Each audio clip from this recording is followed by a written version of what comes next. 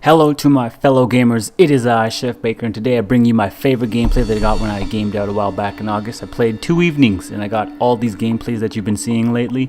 So in 2 evenings, I got all these gameplays.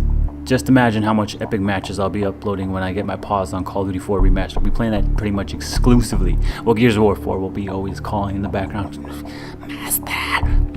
But yeah, I'll be playing a lot of Call of Duty 4 and Gears of War 4, obviously.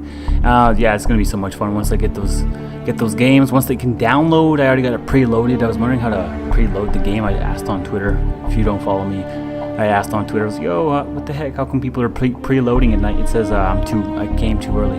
Giggity, that's what she said. Anyways, today I'd like to talk to you guys about that moment when you play a game and it just clicks. It's that moment you realize, like, damn, I'm addicted and I know it. Like, you know what I mean? Like, if you followed me for a while, then you probably heard this a million times, and cheers to another 1 million. But it all started with me playing Halo 3 online, and it was just like the most odd thing to me, hooking up my Xbox 360 to the internet and connecting to people worldwide and to test my skills against strangers, you know? And it was so much fun to improve my individual skill, picking up these weapons and learning how to use the BR a lot more effectively, and the sniper. Ooh, I hit my own headset. And just get better at all the maps and teamwork, and to assemble all my friends and test that teamwork. We were building the chemistry, you know, learning how other people play and see how good we are against other people online, you know, other stacked teams. And then after Halo 3, you know, there was a good couple of months of just playing Halo 3 and Modern Warfare. It was kind of like on the back burner at first. I kind of liked it, but I didn't really give the game a chance. You know, a lot of the times, the games that I've become the most addicted to, with the exception of Halo 3, that was just instant, like, holy cow, I'm playing against people across the world. Like, it blew my mind, right? So Modern Warfare was actually on the back burner. We were playing a lot of Halo, and then it started all over. You know, I started actually playing it a lot more often with my buddies, and we all started playing Search and Destroy, as I think what got us all hooked after a while, because it was just fun watching each other fail and seeing each other clutch and coming up with these strategies, and, you know, customizing perks and equipment. And the best part was choosing what gun I got to start out with. Like in Halo, you started out with an assault rifle and you had to fight for the power weapons, you know. And in this game, you can choose what range you want to battle from, what guns you want to use, close quarters, long distance, mid range, guns that are kind of good at both, you know. And it was fun to learn about what gun was the best and what perks worked best with each other. And the combinations were overwhelming, but compared to the new age of Call of Duties, you know, they were actually pretty simple. Unfortunately, these games' lifespans died after a while, and the newer games took our attention away from the masterpieces, and I became bored quickly because the next installments of Call of Duty and Halo, with the exception of Modern Warfare 2 and 3, because whenever buddies saw Infinity Ward game came out, they would all hop on the controller more often. But basically every other game was kind of boring. It was good, but it was just not that same feeling when I first picked up Call of Duty 4 and Halo 3.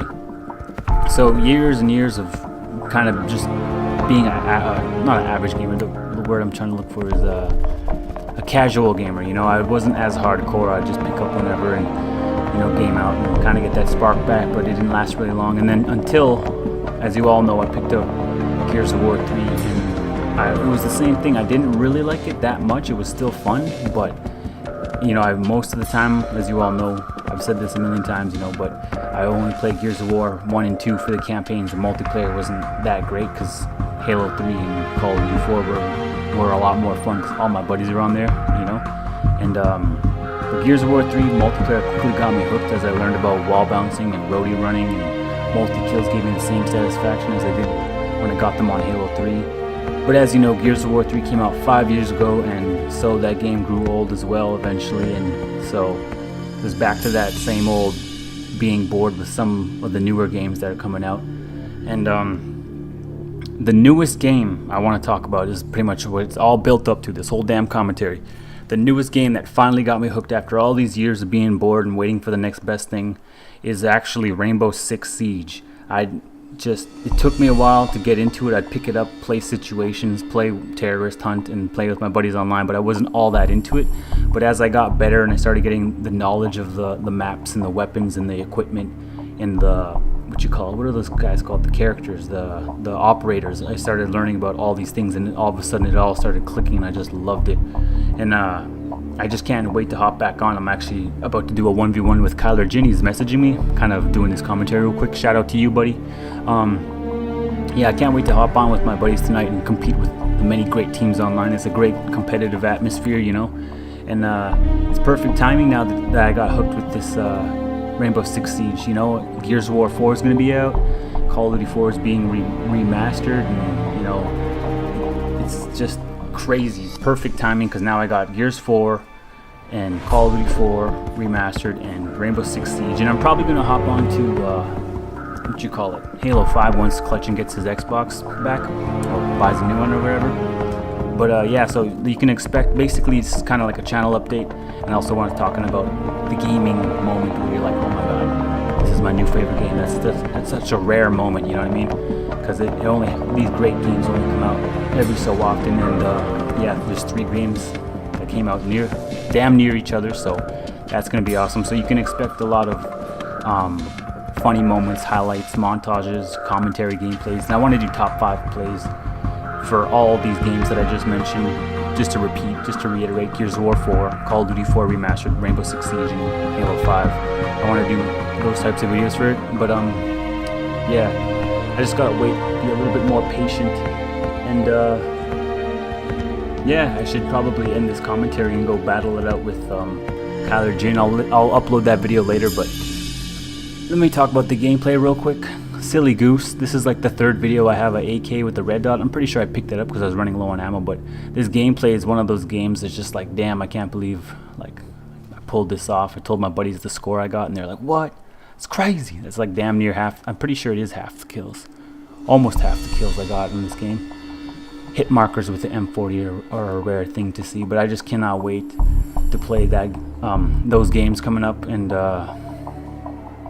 my neighbors are loud. They're awesome though. All my neighbors in my new apartment are pretty cool. Yeah, I can't wait to see all the new maps remastered, and you can actually, here's a quick update for you guys, you can actually take the medals off in the remaster because they kind of pop up just below the scoreboard. Check this, boom, game winning kill cam. You can disable the medals, the headshot symbols back to normal. We got, what else did we get? The sounds of the guns are actually starting to, they're changing some of the sounds for the guns. So I'd just like to say real quick, I know Sledgehammer Games will probably never see this gameplay commentary. They probably even, well, they probably know about it, obviously. It's kind of like a marketing thing for them.